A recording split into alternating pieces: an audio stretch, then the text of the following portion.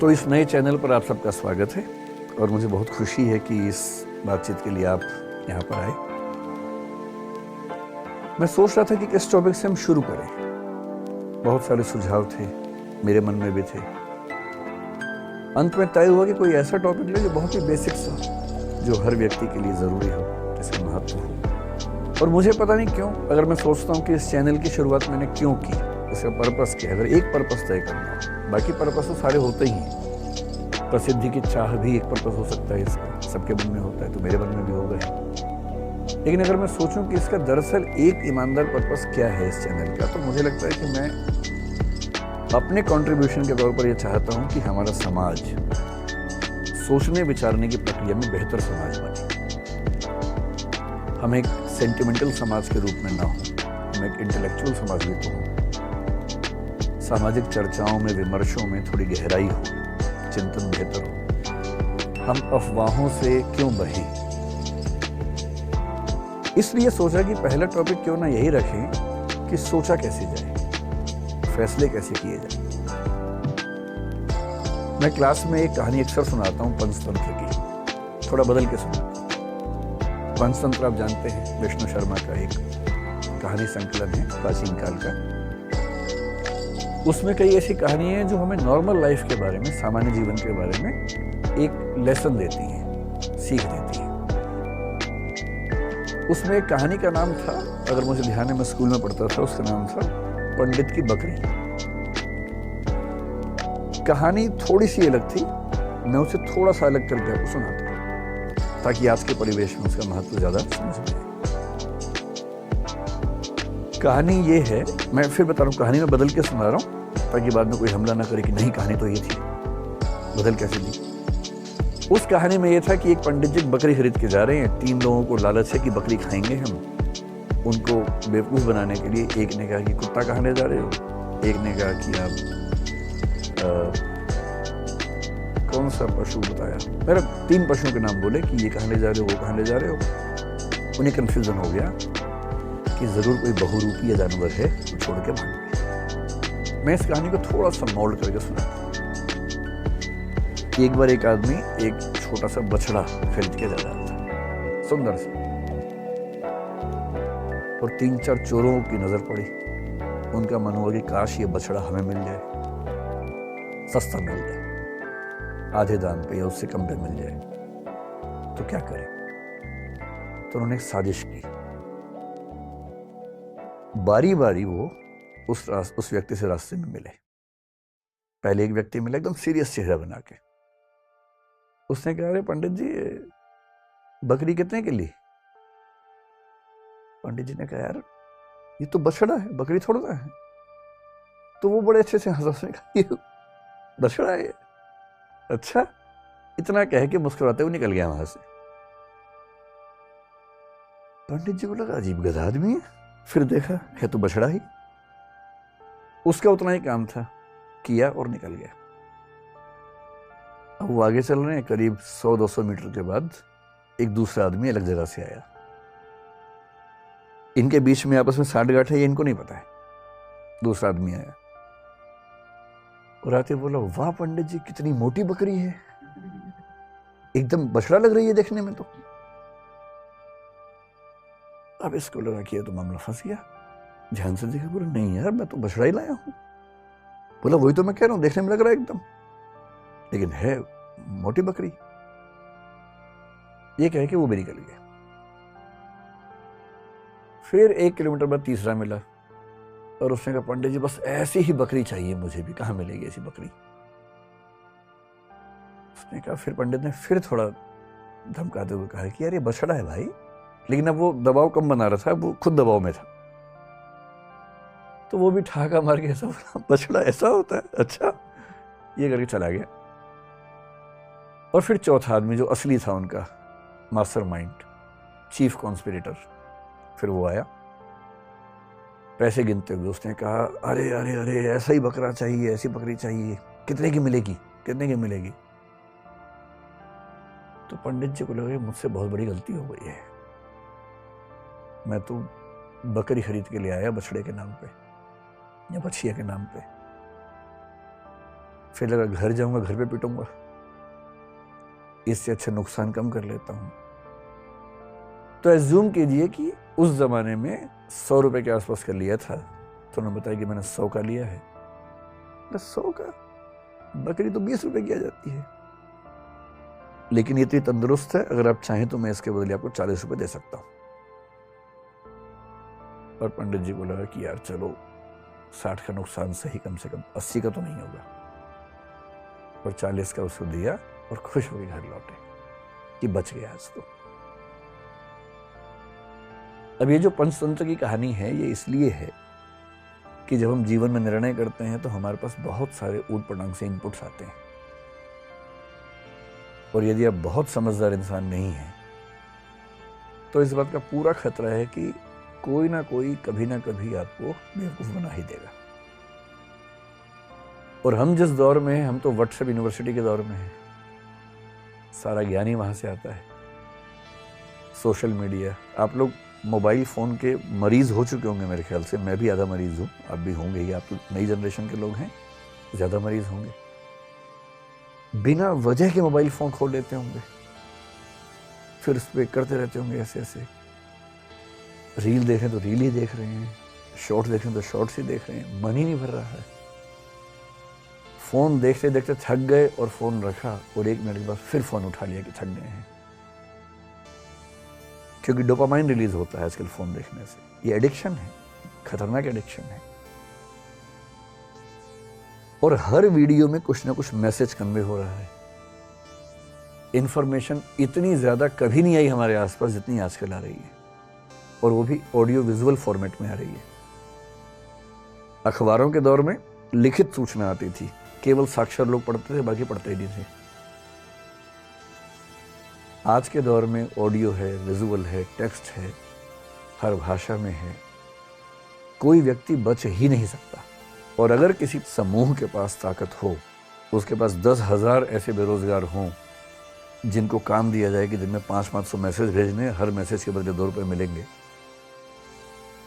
तो कोई समूह पूरे समाज को अपने तरीके से सोचने के लिए मजबूर कर सकता है।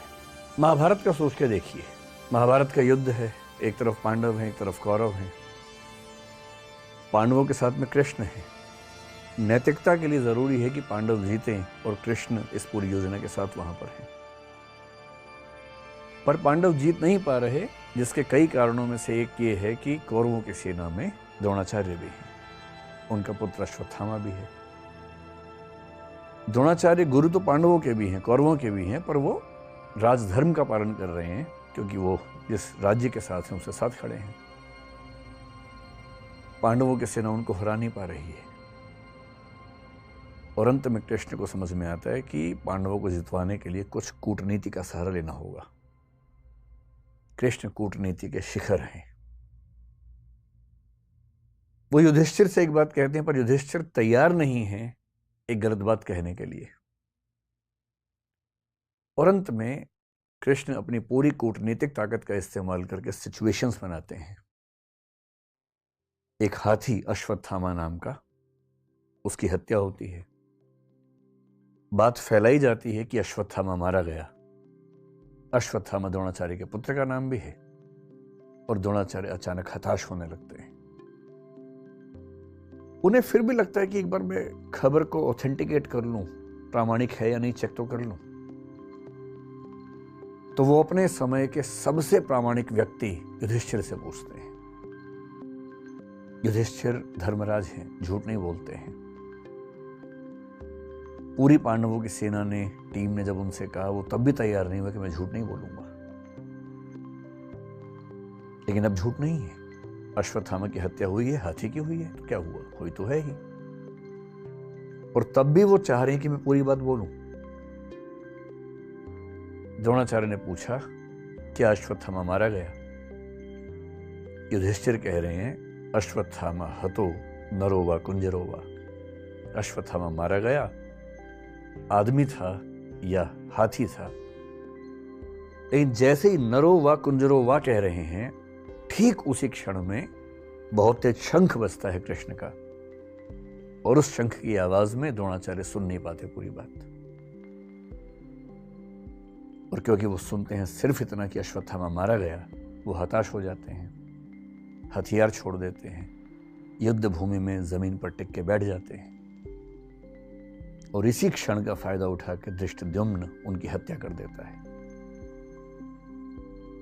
मैं सोचता हूं कई बार कि द्रोणाचार्य इतने योग्य व्यक्ति थे, यदि मिस इन्फॉर्मेशन से या मैनिपुलेटिव इन्फॉर्मेशन से उनको भी एक गलत तथ्य के प्रति आश्वस्त किया जा सकता था, तो आज के दौर में जब हर तरफ सोशल मीडिया के हमले हैं, कैसे कोई व्यक्ति सही फैसले करे?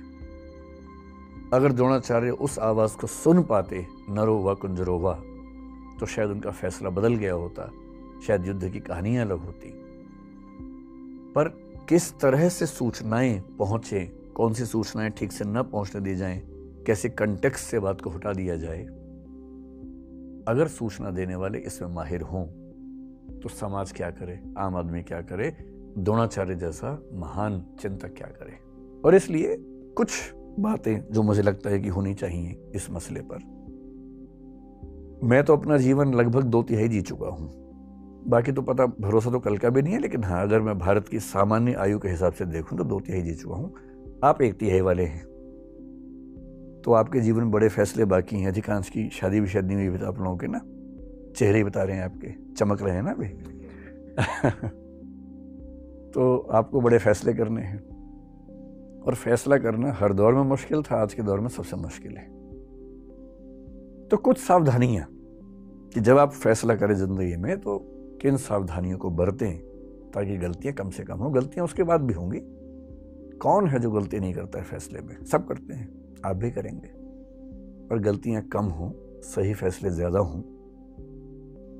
मेरे एक फेवरेट दार्शनिक हैं Jean Paul Sartre, French philosopher हैं।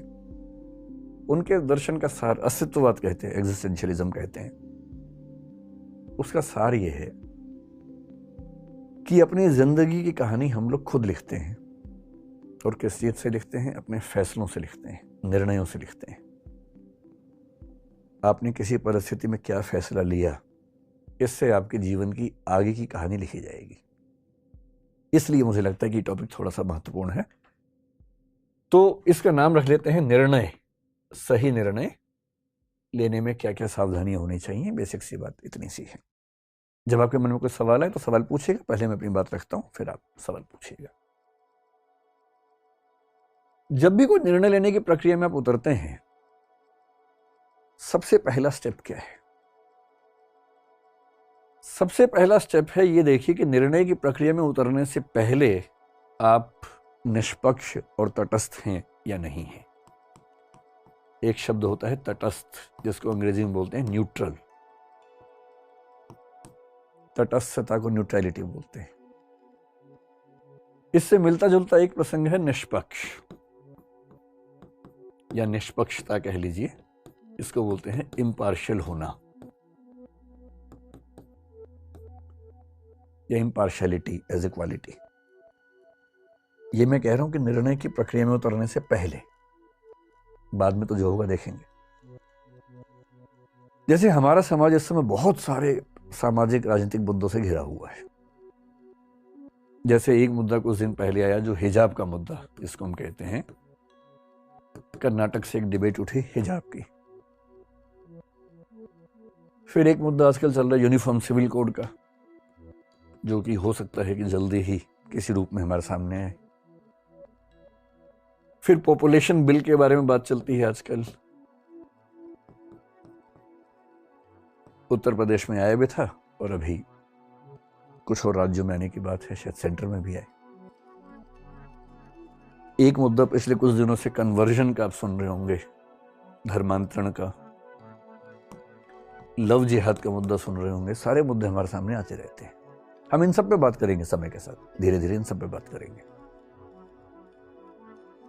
पर किसी टॉपिक पर बात करने से पहले देखना जरूरी है कि हम पहले से फैसला ले तो नहीं चुके हैं। और सबसे बड़ी दिक्कत हमारे समाज की है कि फैसले पहले हो चुके हैं, विचार बाद में होता है। सही प्रोसेस तो ये है कि पहले विचार हो, फिर फैसला हो। पर फैसला पहले होता है। मेरे बहुत सारे दोस्त हैं, हिंदू हैं, मुसलमान हैं, सिख हैं, हर धर्म के लोग। मतलब वैसे तो मैं बहुत ही अकेले टाइप का आदमी हूँ, दोस्त ज़्यादा है ही नहीं, पर जो हैं उनमें मतलब डाइवर्सिटी ठीक ठाक है। मैंने क्लासेस में भी देखा और मैंने पाया कि हिजाब की बात आते ही कोई मुस्लिम बच्चा जनरली इस भाव से देखता है कि नहीं ये गलत हो रहा है हमारे साथ, और कई हिंदू बच्चे इस भाव से देखते हैं कि एकदम सही और होना चाहिए और होना चाहिए। और मजे की बात है कि टॉपिक क्या है ना इसको पता है ना उसको पता है। कर्नाटक हाई कोर्ट का जजमेंट क्या है 128 पेज का, ना इसने पढ़ा ना उसने पढ़ा। कर्नाटक सरकार का क्या डायरेक्शन आया था, रूल क्या था, ना इसने पढ़ा ना उसने पढ़ा। और फैसले का एग्जैक्ट मतलब क्या है किसी को नहीं पता। पर हम टॉपिक शुरू होने से पहले ही राय बना के चलते हैं। E.H. कारक बड़े अच्छे विद्वान हुए हिस्ट्री में, उनकी एक किताब है बड़ी अच्छी, हिस्ट्री, इतिहास क्या है, व्हाट इज हिस्ट्री, बड़ी अच्छी किताब है। उन्होंने साबित किया कि हिस्ट्री के बारे में आप कुछ भी कह लीजिए, कितने फैक्ट्स हैं, इतने प्रमाण हैं, सब बेकार की बातें हैं। अंततः इतिहासकार के दिमाग में जो बैठा हुआ है वो साबित वही करता है। इसलिए मार्क्सिस्ट हिस्टोरियन लिखेंगे तो आप पाएंगे सबके निर्णय लगभग एक जैसे आते हैं, और जो नेशनलिस्ट हिस्टोरियंस हैं उनके फैसले एक जैसे आते हैं हमेशा। किसी हिस्टोरिकल फिगर को लेकर सोच लीजिए, अकबर की बात कर लीजिए, औरंगजेब की बात कर लीजिए, एक धारा के फैसले हमेशा एक से आएंगे, दूसरी धारा के फैसले हमेशा एक से आएंगे। ऐसी माइंडसेट से अगर हम चलेंगे, और हमारी यूनिवर्सिटीज में भी तो यही होता है। बहुत रोचक बात है, यूनिवर्सिटीज में टीचर्स बटे हुए हैं कि ये मार्क्सवादी है, ये भाजपाई है। और मैं सोचता हूं कि जो आदमी देश को पढ़ाने की जिम्मेदारी संभालता है यूनिवर्सिटी में, वो एक विचारधारा से बंध कर चीजों को देखने का आदी कैसे हो सकता है? उसके अंदर इतना वैचारिक साहस क्यों नहीं है कि किसी मुद्दे पर मेरी विचारधारा से बेहतर राय किसी और विचारधारा की भी हो सकती है? ये साहस क्यों नहीं है? और इसलिए जो बात यूनिवर्सिटीज तक में मिस होती है तो समाज में तो कहां से आएगी? विश्वविद्यालय का तो काम है समाज को सही दिशा देना, वही नहीं है तो समाज में कहां से आएगी? पहले कोशिश कीजिए न्यूट्रल होने की, तटस्थ होने की, कि मुद्दे को समझने से पहले ना मैं इस तरफ हूं ना मैं उस तरफ हूं।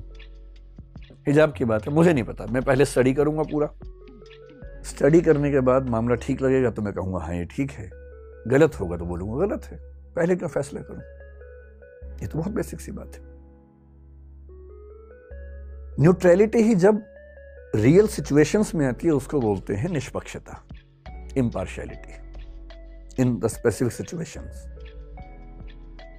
और ध्यान रखना है, निष्पक्ष नहीं रह पाने के भी दो तरीके होते हैं। निष्पक्ष का मतलब है कि भाई मैं एक्स और वाई के झगड़े में ना एक्स की तरफ हूं ना वाई की तरफ हूं। जैसे मान लीजिए दो बच्चों में झगड़ा हो जाए और उनमें से दोनों की मम्मियां नीचे आ जाए। जनरल परसेप्शन ये है कि मम्मी बच्चों के झगड़े में अपने बच्चे का पक्ष लेगी। ये ऐसा नहीं कि सोशल कंस्ट्रक्ट की बात हो रही है, बायोलॉजिकल लेवल बात चल रही है, क्योंकि मदर्स का लव आमतौर पे अनकंडीशनल माना जाता है। और ये बात मैं जो कह रहा हूं मैं अफवाहों के बेस में नहीं कह रहा हूं। एरिक फ्रॉम बहुत बड़े मनोवैज्ञानिक है, उनकी किताब है द आर्ट ऑफ लविंग, उसके बेस पे कह रहा हूं। मदर्स का लव आमतौर पर अनकंडीशनल होता है कि मेरा बच्चा परेशान है तो फिर मैं अपने बच्चे के साथ हूं, मुझे विचारधाराओं से, राष्ट्र, समाज, राजनीति, इन सबसे मतलब नहीं, मुझे बच्चे से मतलब है। इसलिए यदि कोई मदर बहुत ऑब्जेक्टिव है अपने बच्चे के मामले में तो बहुत बड़ी बात है। जनरली इस बात की संभावना ज्यादा है कि वो थोड़ा सा उसके पक्ष में खड़ी होगी। पिता लोग जिस प्रोसेस से आगे बढ़ते हैं उसमें इस बात का खतरा ज्यादा होता है या संभावना ज्यादा होती है कि वो ऐसे मामलों में बहुत ज्यादा अपने बच्चे के पक्ष में झुके हुए ना दिखें। कभी कभी नहीं भी होंगे, लेकिन उसमें भी खतरा है। कभी कभी हम खुद को इम्पार्शियल दिखाने के लिए दूसरे पक्ष के पक्ष में झुक जाते हैं। आपने कई पिताओं को देखा होगा कि दो बच्चों में झगड़ा हुआ, उनमें से एक उनका है, जाती अपने वाले को मारना शुरू करते हैं सीधा कि तू नहीं बदमाशी की होगी, आदत दिखाने के लिए देखो मैं कितना निष्पक्ष हूं। ये निष्पक्षता नहीं है, निष्पक्ष होने का मतलब ये नहीं है कि अपने पक्ष के विरुद्ध खड़े ही हो जाना है हमेशा, और निष्पक्ष होने का मतलब ये भी नहीं है कि दूसरे पक्ष के विरोध में खड़े हो जाना है। जाके सुनना है, दोनों बच्चों की बात सुननी है कि हाँ बेटा तुम बताओ क्या पर्सपेक्टिव है, तुम बताओ क्या पर्सपेक्टिव है, उसके बाद जो सही फैसला वो करना है। क्यों मैं दूसरे बच्चे के सामने साबित करने के लिए कि मैं निष्पक्ष हूं अपने बच्चे को पीटना शुरू कर दूंगा? इसलिए जब भी किसी मुद्दे पर बहस करनी हो ना, आपके सामने फैसले आएंगे कि शादी इससे करूं कि इससे करूं। पहले से नहीं बना लेना दिमाग में, पहले सब बातों को जान लेना है। निष्पक्ष रहिए, तटस्थ रहिए, सब पक्षों को जानिए, फिर फैसला कर लीजिए। उससे ही पूछिए कि उसकी चॉइस भी है कि नहीं। ऐसा थोड़ा सिर्फ आपकी चॉइस का मामला है, उसकी भी तो होनी चाहिए। तो ये पहला स्टेप है कि आप जब किसी प्रोसेस में उतरें तो पहले कोशिश कीजिए कि राय पहले से ना बनी, क्योंकि फैसला पहले कर लिया फिर तो बेकार की बात है ना। फैसला पहले ये कि हिजाब तो होना ही चाहिए, फिर आपने विचार करना शुरू किया और आप ढूंढ रहे हैं चुन चुन के वो तर्क जिससे वही साबित हो जाए जो पहले ही आपके मन में साबित हो चुका है। फिर काहे का आप विचार विमर्श कर रहे हैं। ये पहला स्टेप है। अब आगे बढ़ते हैं। अब इसकी नंबर 2 हो गई यहां से, ठीक है। तो जब हमें शुरुआत का प्रोसेस समझ में आया, अब प्रोसेस ये है कि जब हम जजमेंट की तरफ बढ़ेंगे तो हमें क्या क्या जानना है उस मुद्दे पर फैसला करने से पहले। तो सेकंड स्टेप है जो आपका इनपुट है। इनपुट कलेक्शन कैसे होना चाहिए? इनपुट का मतलब वो सारी जानकारी है जिनके बेस पर आप फैसला करेंगे, है ना। आपकी भाषा में कि वो लड़का कैसा है, वो लड़की कैसी है, उसके बारे में 10 जानकारी जुटा लेनी है पहले। तो जो इनपुट्स आप लेंगे, पहली बात तो इनपुट्स एडिक्वेट होने चाहिए,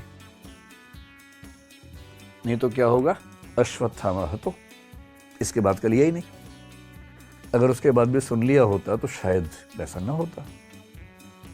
तो हड़बड़ी में फैसला नहीं करना है, पहले इनपुट पर्याप्त लेना है।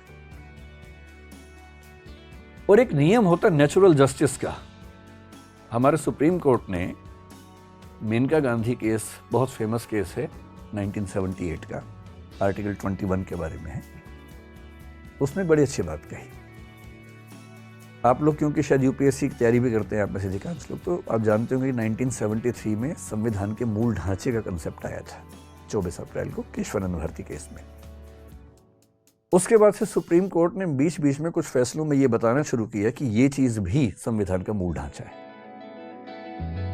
मेनका गांधी केस में जिक्र करते हुए बात आई कि जो आर्टिकल 14 है संविधान का, जो कहता है कि समानता का अधिकार है, उसमें लिखा भले ना हो पर उसके अंदर निहित है पर्याप्त सुनवाई का अधिकार, राइट टू एडिक्वेट प्रेजेंटेशन या रिप्रेजेंटेशन। इसका मतलब कोई भी अदालत, कोई भी कमीशन, कोई भी अथॉरिटी, वो पासपोर्ट अथॉरिटी के बारे में था, पासपोर्ट ऑफिसर के बारे में था, कोई भी सरकारी अधिकारी किसी व्यक्ति का पक्ष सुने बिना, यानी कि दूसरा पक्ष सुने बिना कोई फैसला नहीं कर सकता है।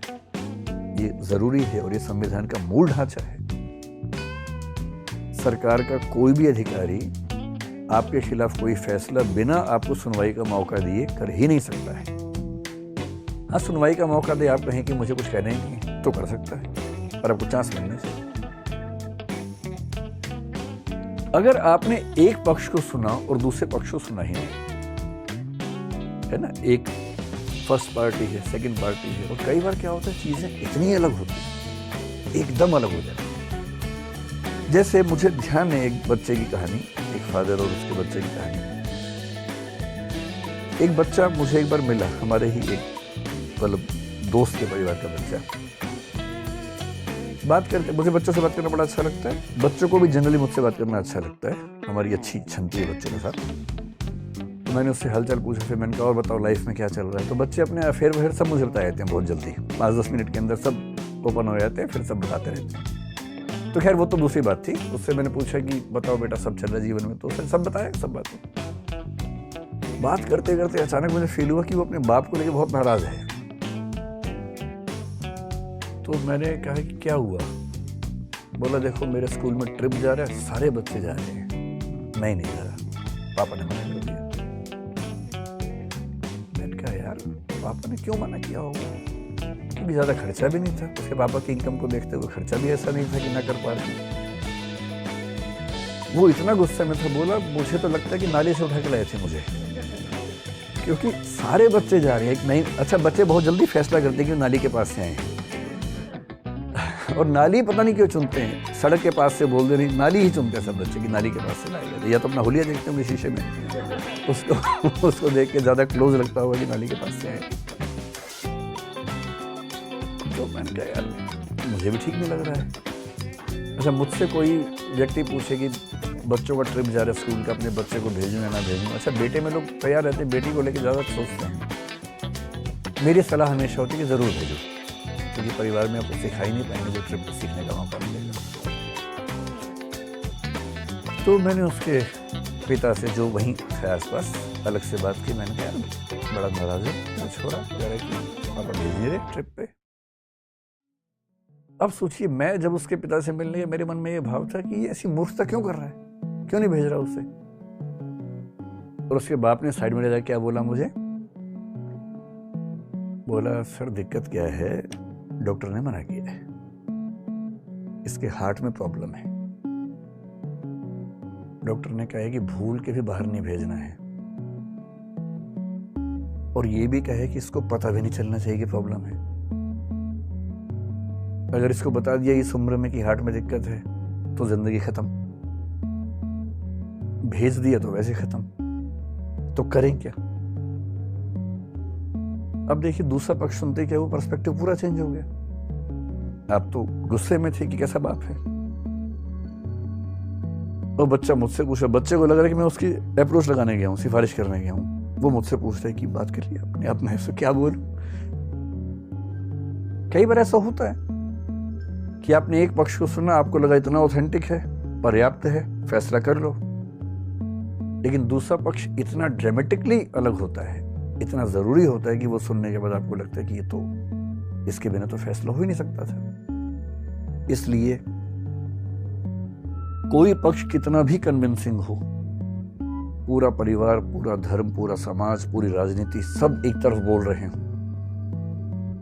तब भी ध्यान रखना है कि एक दूसरा पक्ष भी होता है। और जब तक सिक्के का दूसरा पहलू नहीं देखेंगे, आप सच के नजदीक पहुंच नहीं पाएंगे। हमेशा देखिए, कोई इंफॉर्मेशन नहीं है, नीयत का सवाल भी तो हो सकता है ना, किसने क्यों आपको बताया। तो ये आपको कहे कि तुम जानते हो, तुम जिसको पसंद करते हो आज कहाँ घूम रहा था, आप कहना अच्छा बता दो, पहले बता दो पूरा, तुम सूचना ले लीजिए, क्या दिक्कत है। फिर सोचिए कि ये बताने क्यों आए इतनी दूर से ऑटो खर्चा करके, हो सकता है तीसरा उम्मीदवार हो ये भी तो हो सकता है भाई। एक डाउट का स्पेस तो रहता ही है ना, आप इतना प्रिकॉशन तो लेंगे ही ना, ऐसे कैसे फैसला कर लेंगे किसी के बारे में एक सेकंड में। और जब तक तय ना हो कि वो व्यक्ति गलत है, तब तक उसको दोषी नहीं मानना है। हम बहुत जल्दी कोशिश करेंगे, नार्को, पॉलीग्राफ, ये सब समझेंगे, इसके पीछे की फिलॉसफी क्या है, क्या सिस्टम्स हैं, कानून का बुनियादी सिद्धांत क्या है। 1000 अपराधी भले छूट जाएं, एक भी निर्दोष को सजा नहीं होनी चाहिए। मोसेस मेमोनाइट नाम का एक दार्शनिक था, यहूदी दार्शनिक, उसका कथन है। और दुनिया के सारे सभ्य देश इसी उसूल पे चलते हैं। और इसका सिंपल मतलब ये है, जब तक साबित ना हो जाए कि कोई अपराधी है, उसे अपराधी नहीं मानना है, वरना आपकी जिंदगी खराब हो जाएगी। आप सब पे शक करते रहेंगे, सब पे संदेह करते रहेंगे, लोग आपसे बात करना बंद कर देंगे। 2 ही तरीके हैं, जब तक साबित नहीं होगा तब तक भरोसा करूंगा, दूसरा जब तक साबित नहीं होगा तब तक शक करूंगा। ज्यादा अच्छा क्या है, भरोसा कीजिए जब तक साबित ना हो कि भरोसा गलत है, क्योंकि भरोसा बनाना मुश्किल काम है, तोड़ना बहुत आसान काम है। अब जब इतना कुछ हो गया, आपने नेचुरल जस्टिस भी देख लिया, एडिक्वेट आपके पास फैक्ट्स हैं, पक्ष विपक्ष में हैं, दोनों तरफ के हैं, वो सब देख लिए, तब सवाल आता है कि अब हमें जजमेंट करने की ओर बढ़ना है। और जजमेंट करते समय हमें किन किन गलतियों से बचना है। एक वर्ड होता है, आपने एक शब्द, मतलब वो एक विषय का नाम सुना होगा, लॉजिक, सुना है? तर्कशास्त्र बोलते हैं इसको हिंदी में। Logic is a part of philosophy. Philosophy की कुछ ब्रांचेस हैं, उनमें से एक का नाम लॉजिक है। और लॉजिक का काम ये बताना है कि हम फैसला करते हुए, तार्किक फैसले करते समय कौन कौन सी त्रुटियां करते हैं। उन त्रुटियों को बोलते हैं फैलेसी, या हिंदी में बोलते हैं तर्क दोष, कि तर्क करते हुए कौन सी गलतियां आमतौर पे हमसे हो जाती हैं अगर हम प्रिकॉशन ना लें, अगर हम समझदारी से काम ना करें तो जजमेंट करते समय हमें कुछ ऐसी गलतियों से बचना है जिन्हें जनरली हम फैलेसी कह सकते हैं, तर्क दोष कह सकते हैं। तर्क दोष तो 50 तरह के हैं, हम बहुत कॉमन सेंस वाली जो चीजें हैं उनकी बात करेंगे, जो सामान्य जीवन में अप्लाई होती है, अक्सर होती है।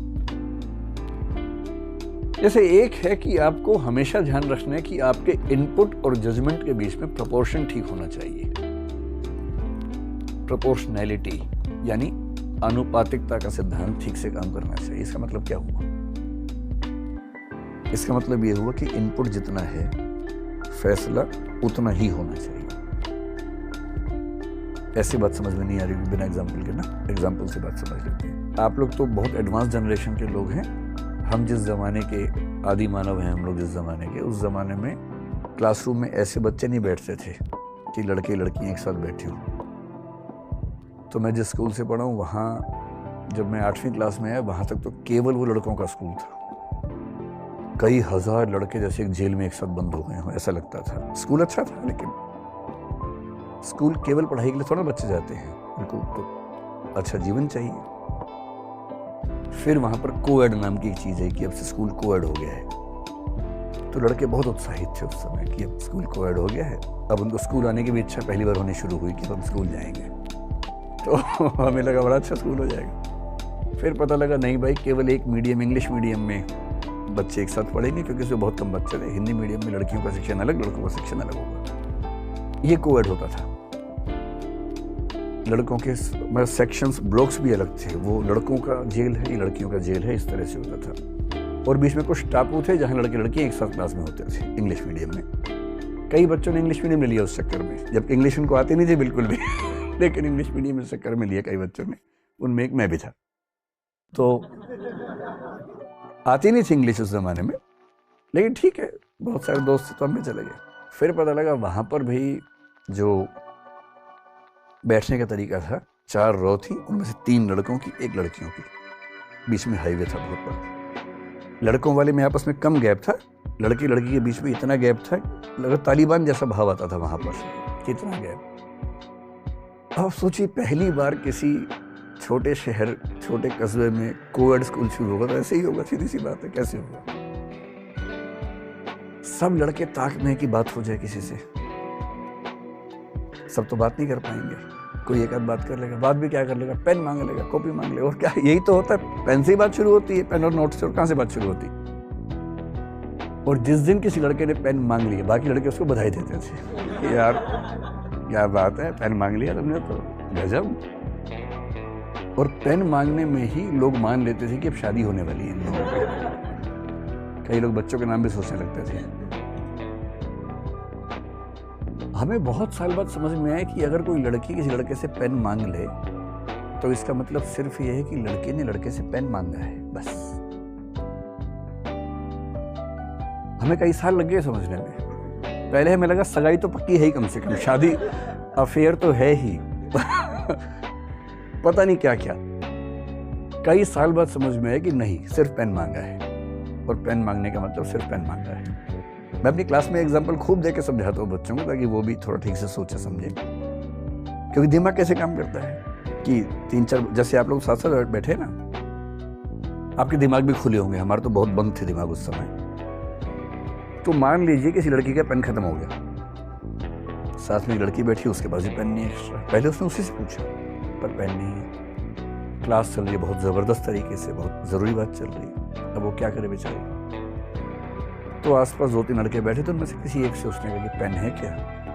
तो वो लड़का तो पेन एक्स्ट्रा ला ही रहा था बहुत दिनों से कि कभी चांस मिले तो मैं पेन दूँ, तो फटाक से पेन दिया उसने। बच्चे तो अपना पेन भी दे देते हैं कि हाँ है ना, लो तुम ये लो, हम तो वैसे ही आगे थे क्लास में। अब उन बच्चों में क्लास के बाद बात चल रही कि इसी से क्यों मांगा, क्योंकि वहां तो 3 लोग बैठे हुए थे, इसी से मांगा यानी कुछ खास बात है। और पूरा शास्त्रार्थ चल रहा है, क्योंकि इसके पास एक कार है और बाकी दोनों बेकार हैं।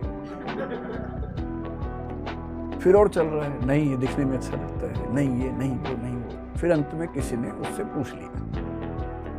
इन लड़कों में से एक की बहन क्लासमेट थी, उस बहन को बीच में लाया गया कि तुम पूछ के बताओ क्या सच है। उसने पूछा कि तुमने यार पेन इसी से क्यों मांगा? 3 लोग बैठे थे। वो पता क्या बोलते हैं, किससे? कौन था? आप कह रहे कि ये 3 लोग थे, तुमने इनमें से इसी से पेन क्यों मांगा? बोली अच्छा ये तीनों थे क्या वहां? मैंने तो देखा ही नहीं, ऐसे मान लिया पेन दे दो भाई, मैं तो सोचा भी नहीं। और तब उन मतलब महाराज को पता लगता है कि वो चुने नहीं गए हैं, वो बाई चांस बैठे थे तो उनसे पेन मांग लिया गया है।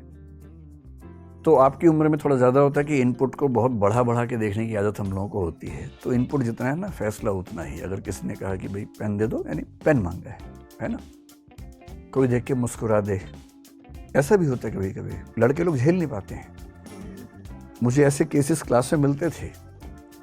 एक लड़का आके बोल रहा है कि सर, एक लड़के ने शिकायत की किसी लड़के की कि ये गलत तरीके से बात करता। तो मैंने पूछा, बोला सर एक दिन मैं आया तो मुझे देख के मुस्कुराई, फिर मैं क्या करूं? अजीब हाल है भाई, कोई अगर आपको देख के मुस्कुरा दे, ह्यूमन मुस्कुराहट भी तो होती है।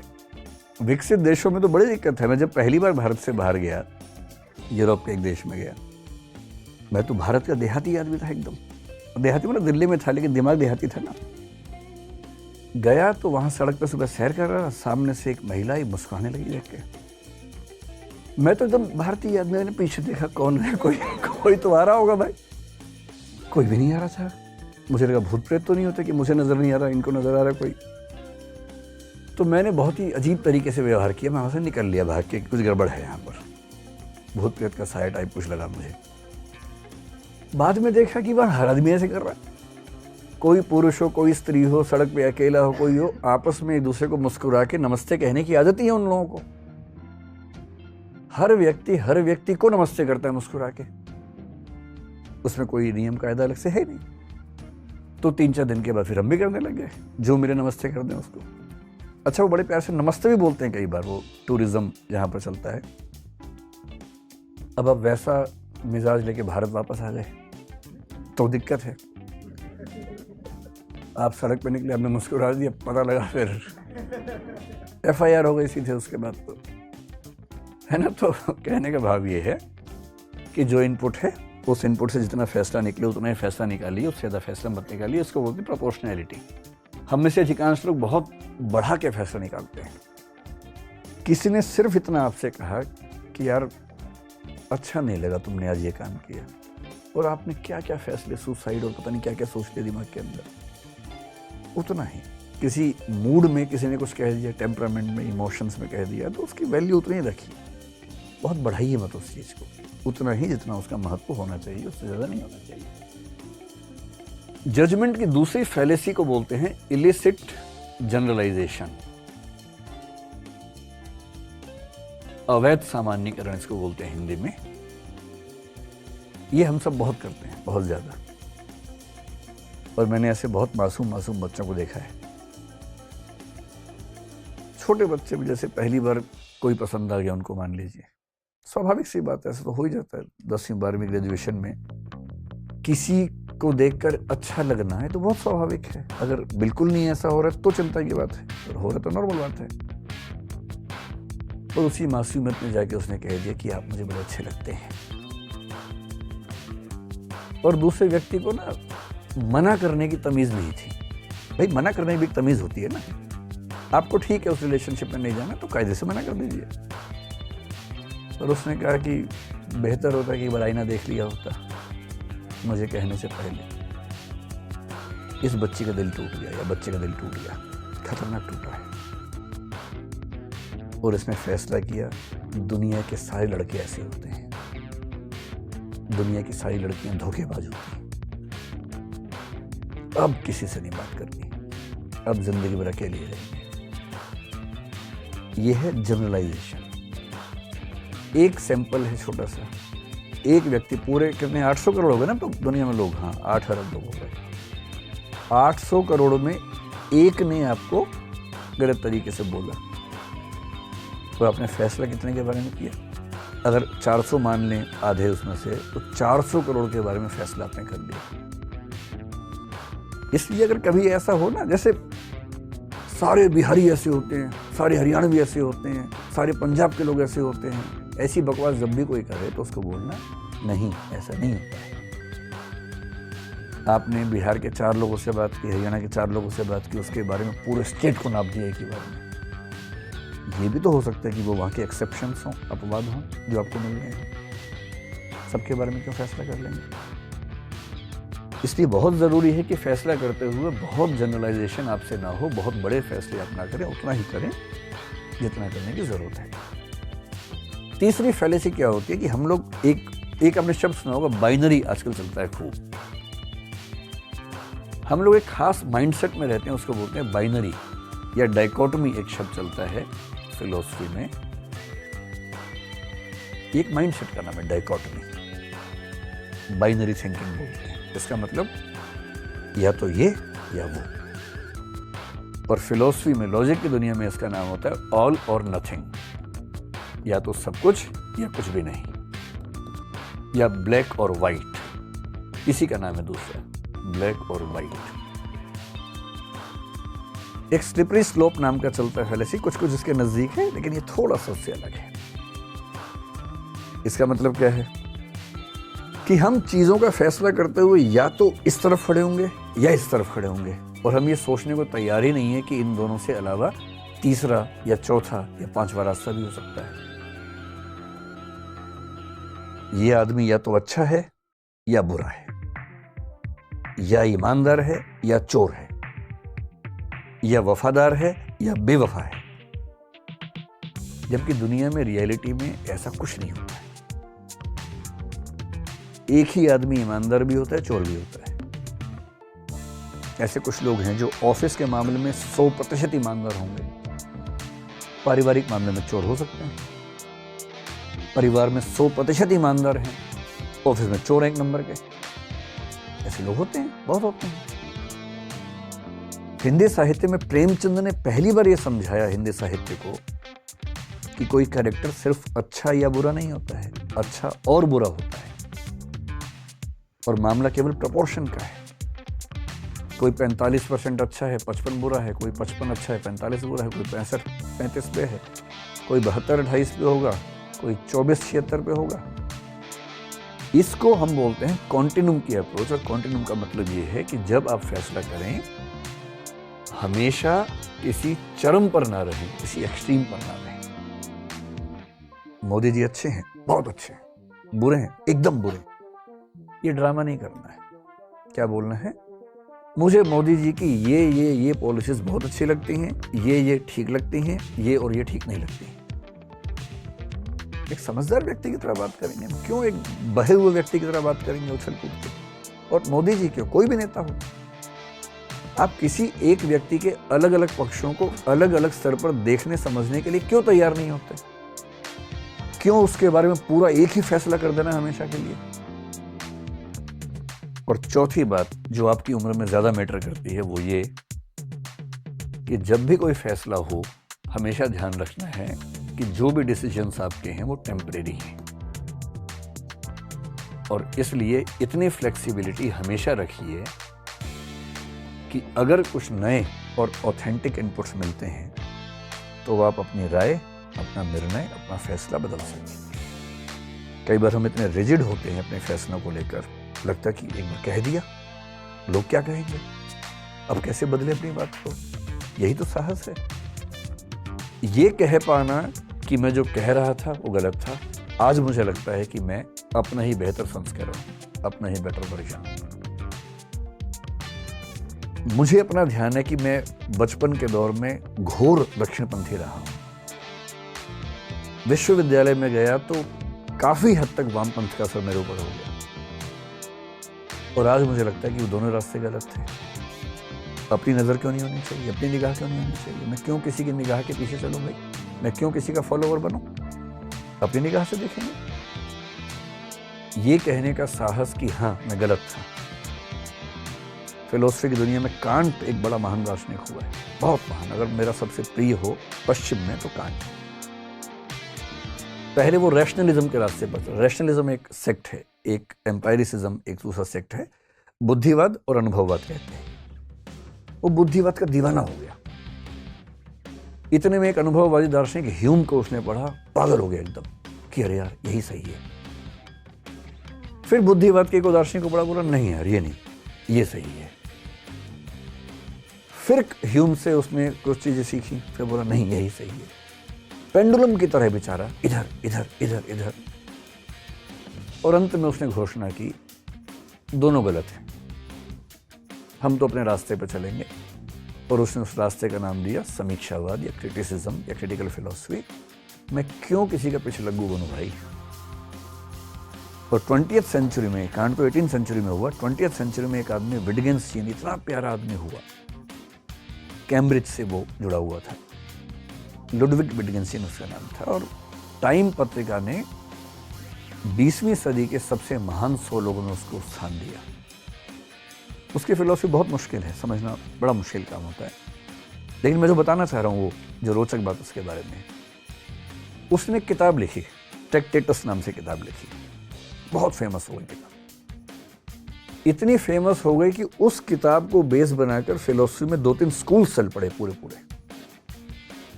सब उसके दीवाने हो गए। फिर वो घूमने चला गया, नदी के तट पे रहने लग गया। फिर वापस आए कुछ साल बाद और आके बोला कि मैंने उस किताब में जो भी लिखा था वो सब बकवास है, मैं खुद अपनी किताब को खारिज करता हूं। बाकी लोग बोले आप तो खारिज कर दोगे, हम तो उसी के बेस में पता नहीं कहां तक भवन बना चुके अपने अपने।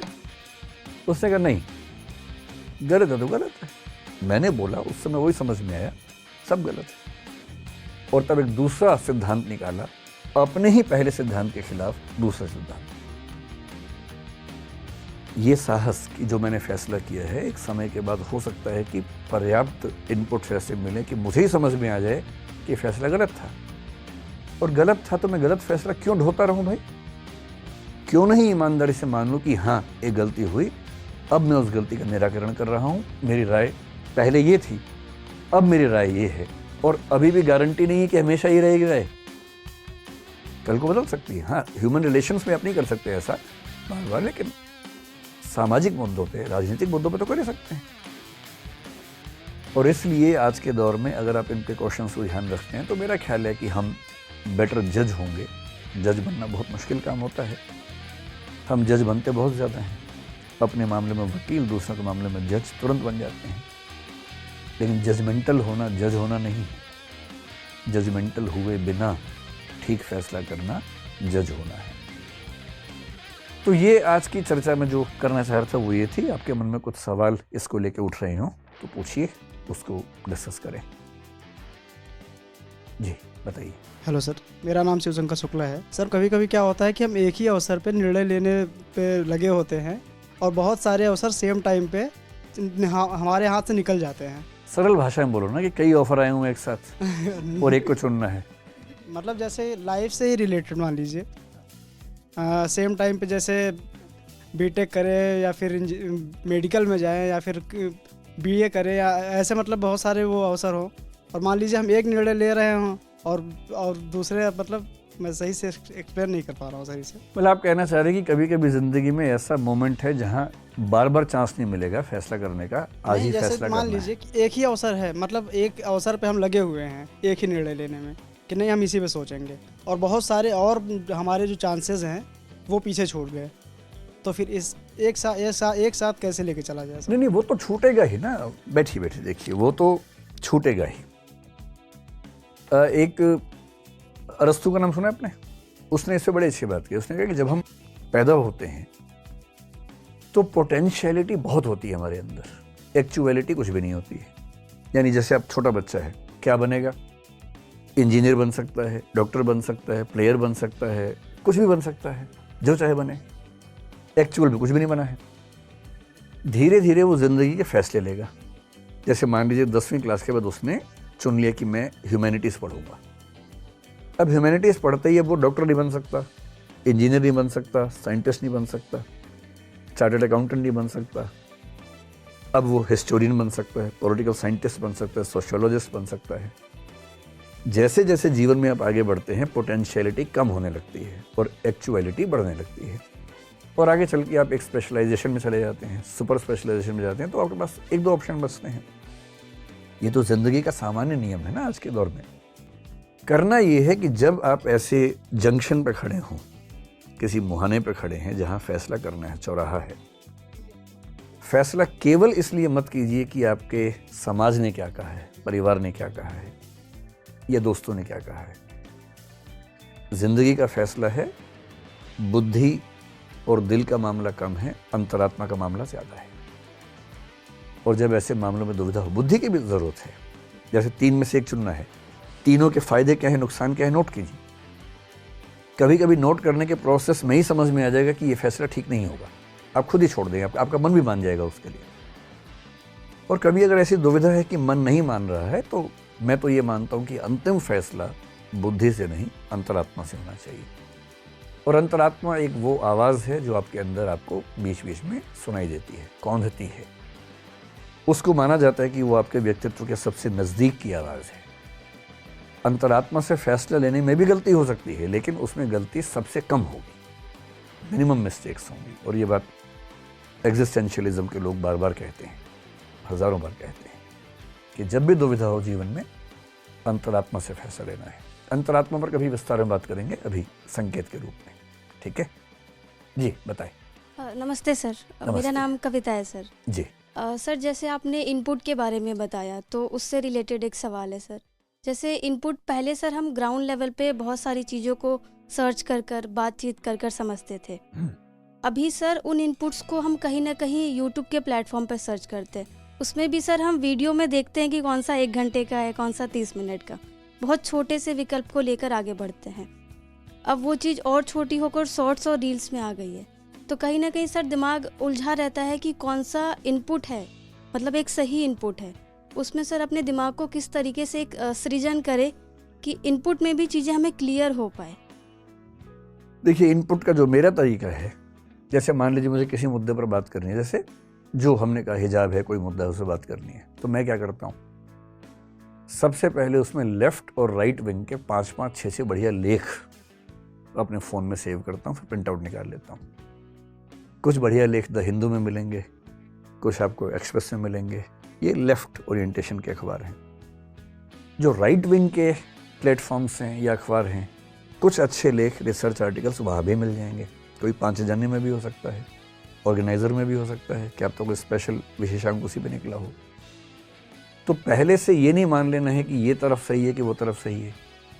आप कम से कम बैलेंस करने वाले पर्सपेक्टिव्स को एक साथ प्रिंट आउट लेके धैर्य के साथ, क्योंकि उस पर आपको बात करनी है। छोटे मोटे मामलों में बहुत ज़रूरत नहीं होती कि आप 50 इनपुट्स लें। मामले की गंभीरता और महत्व के हिसाब से इनपुट्स की मात्रा तय होनी चाहिए। तो मेरा तरीका ये है, किसी विषय पर बात करने से पहले जितनी विचारधाराओं के पर्सपेक्टिव्स उस विषय पे हैं, उन सबकी तरफ से कम ऑथेंटिक 2-3 आर्टिकल्स पढूं, उनमें से सार निकालूं, ट्रक्स निकालूं, अपने विवेक का इस्तेमाल करके देखूं कौन सा आर्गुमेंट किसका ठीक है, उन सब सही चीज़ों को मिला के अपनी एक राय डेवलप करूं। तो ठीक है, यूट्यूब के ज़माने में दिक्कत तो है ही सोशल मीडिया में, लेकिन जब कोई महत्वपूर्ण मुद्दा आएगा तो आप खुद, आपके अंदर से ये ज़रूरत आएगी कि आप टाइम दें उस पर। कभी मौका मिलेगा तो 2 शब्द केवल संकेत कर रहा हूँ। जो हमारा सोचने का तरीका है उसके लिए 2 शब्द चलते हैं, एक ह्यूरिस्टिक प्रोसेसिंग होती है, एक सिस्टमेटिक प्रोसेसिंग होती है। कभी डिस्कस करेंगे कि हम कब सिस्टमेटिक प्रोसेसिंग का इस्तेमाल करते हैं, कब ह्यूरिस्टिक का। गैर महत्वपूर्ण मुद्दों पर हम ज़्यादा लोड नहीं लेते, इसी को ह्यूरिस्टिक बोल देते हैं। लेकिन जब कोई मुद्दा हमारे लिए बहुत महत्वपूर्ण होता है ना, तो हम अपने आप सिस्टमेटिक प्रोसेसिंग में जाते हैं और ठीक से टाइम इन्वेस्ट करते हैं फैसला करने से पहले। ये हम सब करते हैं, आप भी करती होंगी। और कोई सवाल आपके मन में? बाप रे, इतने सारे सवाल हैं, पूछिए। Good afternoon sir, Ishika this side. Ishika नाम है आपका? हाँ जी, इशिका। सर 2 क्वेश्चंस मेरे दिमाग में आए हैं अभी इस पूरे लेक्चर में। सर जब हम ज़्यादा मतलब कि सजेशंस होती है, तो सर उस सिचुएशन में क्या करना चाहिए? बेसिकली अगर मैं किसी सिचुएशन में हूँ और मेरे पास ज़्यादा सजेशंस आ रही हैं, ज़्यादा इनपुट्स आ रहे हैं, तो मैं उसमें मतलब कि बेसिकली क्या मेरा डिसीजन रिलेटेड प्रोसेस होना चाहिए, क्योंकि अगर मैं ऑब्जेक्टिविटी की बात करती हूँ, या तो ऑल या फिर नथिंग, या तो ब्लैक या फिर वाइट, बट वहाँ मेरे पास बेसिकली सही रहता है कि इतने लिमिटेड ही रहेगा और इसी में ही मुझे करना है। बट मेरे पास अगर ज़्यादा स्पेस आ रहा है, ज़्यादा सजेशंस आ रही हैं, तो उस केस में क्या करना चाहिए? देखिए, इनपुट्स अगर ज़्यादा जगह से आ रहे हैं तो सबसे पहले आपका दिमाग ये भी बताता होगा कि कौन सा इनपुट देने वाला व्यक्ति या चैनल या प्लेटफॉर्म कितना ऑथेंटिक है। तो सबसे पहले अपने आसपास से उन व्यक्तियों और चैनल्स को थोड़ा दूर कीजिए जो बहुत ठोस बात करने से दूर रहते हैं। ऐसे होंगे आपके आसपास भी, मैं भी देखता हूँ। हम सबके दिमाग में फ़िल्टर लगा होता है। जैसे हंसी मजाक की बात में अगर कहूँ, जैसे जो स्टाफ में कुछ लोग हैं, कुछ की आदत होती है चीज़ों को बढ़ा के कहने की, कुछ की होती है कम करके कहने की। तो कुछ इंटरेक्शंस के बाद हमारे दिमाग में एक फ़िल्टर काम करने लगता है। जैसे कोई आके मुझे बोले कि सर बहुत अर्जेंसी है, मेरे पास मैसेज जैसे किसी का है कि सर बहुत अर्जेंट है, बात करनी है।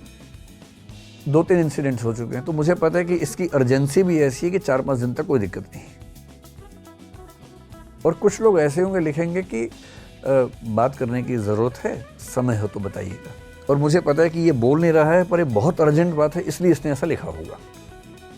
तो जिनके साथ आप संवाद में हैं, धीरे धीरे समझिए उनके व्यक्तित्व को कि कौन कितना ऑथेंटिक, कितना गहरा, कैसा व्यक्ति है। और ऐसे मामले में हमेशा ऐसे व्यक्ति को प्रेफरेंस दीजिए जो गहरी और समझदारी की बात करना जानते हैं। और ज़्यादा इनपुट्स होने से कन्फ्यूज़न बढ़ता है, ये बात सही है, लेकिन विकल्प जब ज़्यादा होते हैं तो संभावना होती है कि आप सही विकल्प तक और अच्छे से पहुंच पाएंगे। कन्फ्यूज़न होगा इसलिए विकल्प कम कर दें, वो ठीक बात नहीं है ना। निर्णय की प्रक्रिया बेहतर बने, वो बेहतर बात है। सर कभी कभी ऐसा भी होता है कि हम डिसीजंस पहले से भी ले चुके होते हैं, बट फिर भी हम एक सजेशन के लिए जाते हैं, तो उस केस में ऐसा कभी कभी नहीं होता, आमतौर पे होता है। आमतौर पे फैसला पहले हो चुका होता है, फिर हम सजेशन के लिए क्यों जाते हैं। इसकी 2 वजह हैं। एक तो सेल्फ डिफेंस मैकेनिज्म होता है। आप दूसरों को दिखाना चाह रहे हैं कि देखो मैं तो सबकी बात सुनने के बाद फैसला करती हूँ, जबकि फैसला आप कर चुकी हैं। एक तो इसलिए कि आप सबके सामने कह सके देखो मैंने कितना सोच के फैसला लिया, मैं तो इनसे भी राय ली, उनसे भी राय ली। एक तो मन में ये भाव रहता है। कभी कभी आपने फैसला किया पर आपको हल्का सा खुद भी डाउट है, सेल्फ डाउट है कि फैसला गलत तो नहीं हो गया। कभी कभी इसलिए हम एक्स्ट्रा सजेशन सीख करते हैं कि शायद कोई गलती हो गई हो तो हम सुधार लें। दूसरी बात है तो बढ़िया है, पहली बात है तो वो केवल इसलिए है कि आप सबको जस्टिफाई कर सके कि देखो मैंने तो पूछा था, इतनी बात है। ठीक है, बैठिए बैठिए बैठिए। मेरा नाम मदन मोहन है सर। और आपने इमैनुअल कांट की बात की कि उन्होंने जो भी चीज़ें फॉलो की, अपनी ही बुक को उन्होंने खारिज किया और फिर से एक नया सिद्धांत दिया जो भी था। हम भी उसी समय में एक जो दौर है कि हमें बहुत सारे डिसीजन लेने हैं और हम लेना भी चाहते हैं, कई लेते हैं उसमें फेल भी हुए। तो जब फेल होते हैं तो कभी लगता है कि दूसरा व्यक्ति हमें जो है आलोचना से और सारी चीज़ें से कह रहा है। हम जानते हैं कि हो सकता है वो सही न हो, हम खुद भी अपने आप को आंकते हैं कि नहीं हम उससे तो बेटर थे, लेकिन वो हमें सीख दे रहा है। लेकिन जब ऐसे डिसीजन 4-5 बार हम फेल हो रहे हैं, एक्सपेरिमेंट हमारा फेल हो रहा है, तो एक समय ऐसा आता है जब हम कहते हैं कि नहीं, हो सकता है हम उसके मुंह पे कह दें कि नहीं तुम गलत हो, मैं सही कर रहा हूँ। लेकिन जब आप अकेले में सोचते हैं तो ये लगता है कि हाँ नहीं, कहीं तो गलती नहीं हो रही है। तो फिर जब अगली बार हमें क्रांति करनी है, नई लानी है, तो हिम्मत कैसे लाएंगे और वो डिसीजन कैसे हो कि कैसे परखें कि नहीं यहाँ से था जो उन्होंने आलोचना की, जो कहा या कुछ लोगों ने सजेशन दिया, हो सकता है कभी 10% आपको तारीफ भी मिल गई, हाँ ठीक है चलो अच्छा किया तुमने। तो वो उस बीच में कैसे आप अपने आप को आगे बढ़ाएं। अगर आपने 4-5 फैसले किए जो गलत साबित हुए जी, तो पहले तो इस अहंकार से बाहर निकल जाइए कि सबसे अच्छा फैसला नहीं करता हूँ, है ना। ये हो सकता है कि सच में आप गलती कर रहे हो, यस सर, इनपुट्स कम हो या ऑब्जेक्टिविटी कम हो, ये हो सकता है ना। यस। दूसरा व्यक्ति आपको सलाह दे रहा है लेकिन उसकी भाषा चुभती हुई है, हाँ। तो भाषा को साइड में कर दीजिए, बात को समझ लीजिए। अगर बात में दम है, भाई कोई चुभती हुई भाषा में सलाह दे पर सलाह अच्छी दे तो भाषा साइड में कर दीजिए, सलाह ले लीजिए। कोई मीठी भाषा में बकवास कर रहा है तो दूर कीजिए, केवल भाषा सुनिए, मस्त रहिए, क्या मतलब है ना। सार को वही रखे, वो तो करना ही पड़ेगा ना, सार निकालना पड़ेगा। तो यदि ये 3-4 फैसले गलत हुए तो विनम्रता से मान सकते हैं कि शायद हमने कोई गलती की होगी। और यदि कोई सलाह अच्छी दे रहा है तो उस सलाह का उतना हिस्सा स्वीकार करने में कोई हर्ज भी नहीं है। और लोग क्या कहेंगे इसका बहुत ध्यान मत दीजिए, लेकिन हाँ, अगर कोई अच्छी सलाह है तो बेशक लोग कहें कि देखो इसकी नकल मार ली, कोई बात नहीं, अपना फैसला लेके आगे बढ़िए। और आप कुछ भी करेंगे तो लोग तो कुछ ना कुछ कहेंगे ही कहेंगे। तो बेहतर है कि जो सबसे सही फैसला है वो चुनिए, और लोग क्या कहेंगे उससे, मतलब मैं एक तकिया कलाम मेरा है, लोग क्या सोचेंगे, अगर ये भी मैं सोचूंगा तो लोग क्या सोचेंगे, तो उनको सोचने दो, अपना जो ठीक लगता है वो कीजिए। ठीक है, बैठिए बैठिए। नमस्कार सर, मेरा नाम रेखा वर्मा है। सर, जैसे कि आपने बताया कि कांट ने अपनी ही पुस्तक को खारिज कर दिया था। आमतौर पर यह माना जाता है कि किसी भी मुद्दे पर या किसी भी बात पर एक स्थिरता सामाजिक साख से जोड़ी जाती है कि ये व्यक्ति विश्वसनीय है, अपनी बात पर अड़िग रहेगा। लेकिन ड्यूरिंग द लाइफ प्रोसेसन हम लोग सोचते हैं वही परिष्करण वाला सिद्धांत कि ये चीज़ ठीक है, अनुभव से गलत मिली है, आगे इसको और बेहतर करते हैं। और अगर ये ऐसा बार बार हो रहा है तो क्या उस सामाजिक साख को हम कैसे काउंटर करें? मैंने पहले ही कहा था कि पर्सनल रिलेशंस में ये बात लागू नहीं होती है। मैं सामाजिक संबंधों के संदर्भ में मैं उसी की बात कर रहा हूँ। संबंधों के मामले में यदि आप बार बार खारिज कर रहे हैं तो इसमें सच में ये खतरा है कि आपको एक सही व्यक्ति के रूप में ना देखा जाए, क्योंकि बचपन की बात अलग है, मैच्योर होने के बाद जब आप संबंध अपने चुनते हैं तो ये अपेक्षा की जाती है कि आपने सोच समझ के चुना होगा। एक आध गलती हो सकती है, लेकिन बार बार होगी तो इसका मतलब आपके थॉट प्रोसेस में मिस्टेक्स हो रही हैं। यहाँ तो बात है विचारों की। अगर आप कहें कि मैंने पिछली बार इस पार्टी को वोट दिया था, लेकिन इस बीच में मुझे लगा कि मेरा फैसला गलत था, इसलिए मैं इस बार इस पार्टी को वोट दूंगा, मुझे नहीं लगता कोई आपकी साख इससे खत्म होने वाली है। सामाजिक, राजनीतिक, आर्थिक मुद्दों पर आपके फैसले क्या हैं, अगर वो बदल रहे हैं और तथ्यों के साथ बदल रहे हैं, आप समझा सकते हैं लोगों को कि मैंने क्यों अपनी राय बदली, तो इससे आपकी राय, आपके बारे में साख बेहतर ही बनेगी, खराब नहीं बनेगी। लेकिन हाँ, पर्सनल सोशल रिलेशनशिप्स में बहुत फ्लक्चुएशंस अगर हैं तो ये संकेत है कि आप बहुत स्थिर मन से नहीं सोच पा रही हैं, वो बात सही भी है। तो मैंने पहले ही कहा था कि रिलेशनशिप्स की बात नहीं, ये विचारों की बात है, मुद्दों की बात है। मुद्दों के मामले में आपकी राय समय के साथ बदले, तथ्यों के साथ बदले तो कोई दिक्कत नहीं है, क्या परेशानी। तब तो फिर सर जैसा कि समझाना होगा, अपना पक्ष रखना होगा, तो क्या हम फिर उसी प्रोसेस में फंसे रहेंगे? फिर अपना परिश्रम हम कैसे करेंगे? तो फिर एक बिंदु वो आता है जब आपको इस बात से फर्क पड़ना बंद हो जाता है कि दूसरे आपके बारे में क्या सोच रहे हैं, फिर साख की बात ही क्यों करनी। जैसे मेरी साख मेरे इलाके में शून्य है, इस मामले में मुझे फर्क भी नहीं पड़ रहा है।